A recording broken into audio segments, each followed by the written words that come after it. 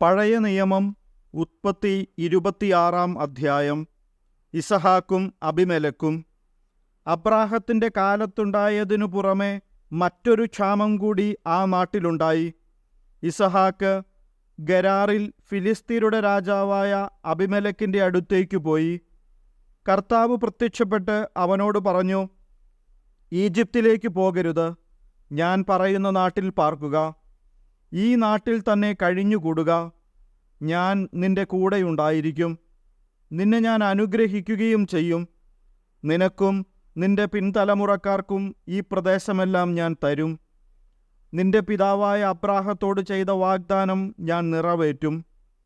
ആകാശത്തിലെ നക്ഷത്രങ്ങൾ പോലെ നിന്റെ സന്തതികളെ ഞാൻ വർദ്ധിപ്പിക്കും. ഈ ദേശമെല്ലാം അവർക്കു ഞാൻ നൽകും.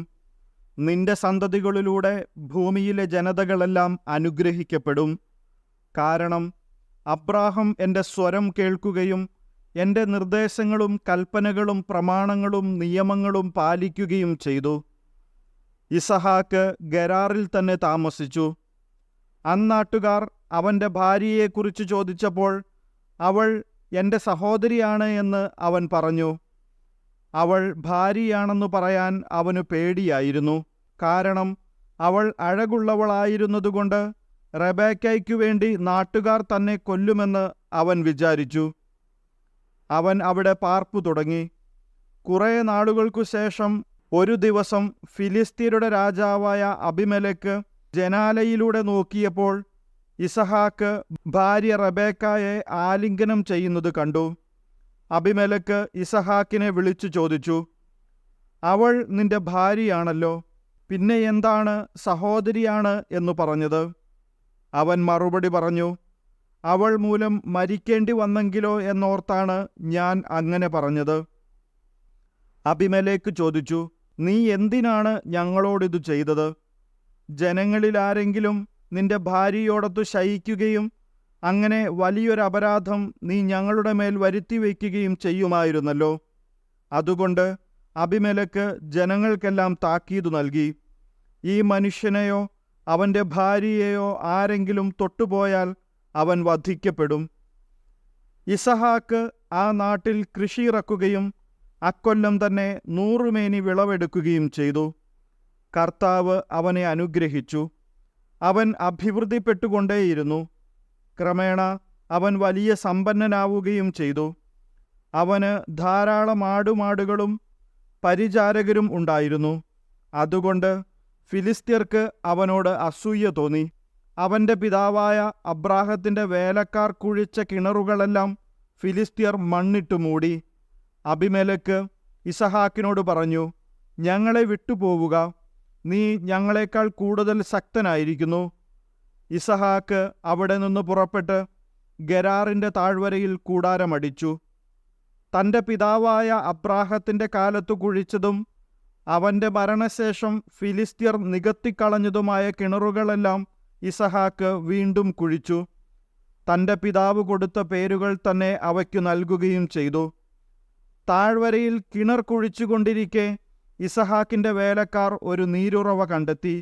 ഗെരാറിലെ ഇടയന്മാർ ഇത് ഞങ്ങളുടെ ഉറവയാണ് എന്നു പറഞ്ഞ് ഇസഹാക്കിൻ്റെ ഇടയന്മാരുമായി വഴക്കുണ്ടാക്കി. അവർ തന്നോട് വഴക്കിനു വന്നതുകൊണ്ട് അവൻ ആ കിണറിന് ഏസക് എന്നു പേരിട്ടു. അവർ വീണ്ടും ഒരു കിണർ കുഴിച്ചു. അതിനെ ചൊല്ലിയും വഴക്കുണ്ടായി. അതുകൊണ്ട് അതിനെ അവൻ സിത്ന എന്നു വിളിച്ചു. അവിടെ നിന്നു മാറി അകലെ അവർ വേറൊരു കിണർ കുഴിച്ചു. അതിൻ്റെ പേരിൽ വഴക്കുണ്ടായില്ല. അവൻ അതിന് റെഹോബോത്ത് എന്നു പേരിട്ടു. കാരണം അവൻ പറഞ്ഞു, കർത്താവ് ഞങ്ങൾക്കിടം തന്നിരിക്കുന്നു, ഭൂമിയിൽ ഞങ്ങൾ സമൃദ്ധിയുള്ളവരാകും. അവിടെ നിന്ന് അവൻ ബേർഷെബായിലേക്ക് പോയി. ആ രാത്രി തന്നെ കർത്താവ് അവന് പ്രത്യക്ഷപ്പെട്ട് അരുളിച്ചെയ്തു, നിന്റെ പിതാവായ അബ്രാഹത്തിൻ്റെ ദൈവമാണു ഞാൻ. നീ ഭയപ്പെടേണ്ട, ഞാൻ നിന്നോടു കൂടെയുണ്ട്. എൻ്റെ ദാസനായ അബ്രാഹത്തെ പ്രതി ഞാൻ നിന്നെ അനുഗ്രഹിക്കും, നിന്റെ സന്തതികളെ വർദ്ധിപ്പിക്കുകയും ചെയ്യും. അതിനാൽ അവൻ അവിടെ ഒരു ബലിപീഠം നിർമ്മിച്ചു. കർത്താവിൻ്റെ നാമം വിളിച്ചപേക്ഷിച്ചു. അവൻ അവിടെ കൂടാരമടിച്ചു. ഇസഹാക്കിൻ്റെ ഭൃത്യന്മാർ അവിടെ ഒരു കിണർ കുഴിച്ചു.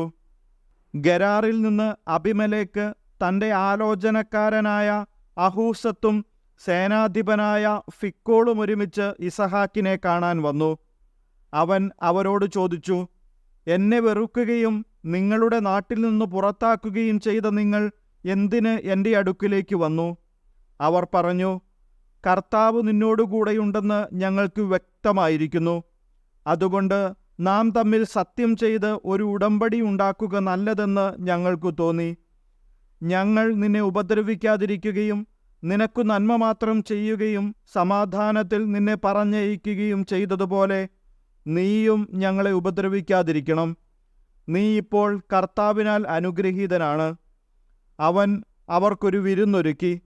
അവർ തിന്നുകയും കുടിക്കുകയും ചെയ്തു. രാവിലെ അവർ എഴുന്നേറ്റ് അന്യോന്യം സത്യം ചെയ്തു. ഇസഹാക്ക് അവരെ യാത്രയാക്കി. അവർ സമാധാനത്തോടെ അവനെ വിട്ടുപോയി. അന്നു തന്നെ ഇസഹാക്കിൻ്റെ വേലക്കാർ വന്ന് തങ്ങൾ കുഴിച്ചുകൊണ്ടിരുന്ന കിണറ്റിൽ വെള്ളം കണ്ടെന്ന് അവരെ അറിയിച്ചു. അവൻ അതിന് ഷെബ എന്നു പേരിട്ടു. അതിനാൽ ഇന്നും ആ പട്ടണത്തിന് ബേർഷെബ എന്നാണു പേര്. 40 വയസ്സായപ്പോൾ ഏസാവ് ഹിത്യനായ ബേരിയുടെ പുത്രി യൂദിത്തിനെയും ഹിത്യനായ ഏലോണിൻ്റെ പുത്രി ബാസ്മത്തിനെയും വിവാഹം ചെയ്തു. അവർ ഇസഹാക്കിൻ്റെയും റെബേക്കയുടെയും ജീവിതം ദുഃഖപൂർണമാക്കി.